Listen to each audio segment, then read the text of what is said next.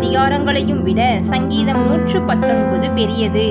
176 வசனங்களை 22 பகுதிகளாகவும் ஒவ்வொரு பிரிவும் 8 வசனங்களையும் கொண்டுள்ளது.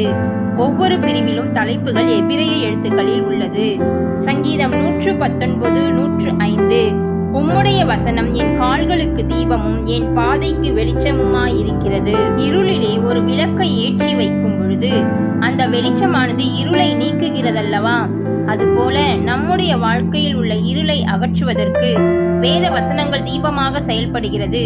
நீதிமொழிகள் 6:23 கட்டளையே விளக்கு, வேதமே வெளிச்சம், போதக சிற்றையே ஜீவ வழி என்றும் 2 பேதுரு 1:19 இருளுள்ள ஸ்தலத்தில் பிரகாசிக்கிற விளக்கை போன்ற அவ்வசனத்தை கவனித்திருப்பது நலமாயிருக்கும் என்றும் பார்க்கிறோம். பாவ இருள் அகல வேண்டுமென்றால் நம்முடைய பாதைக்கு வேதமே வெளிச்சமாய் தேவைப்படுகிறது. ஆமேன்.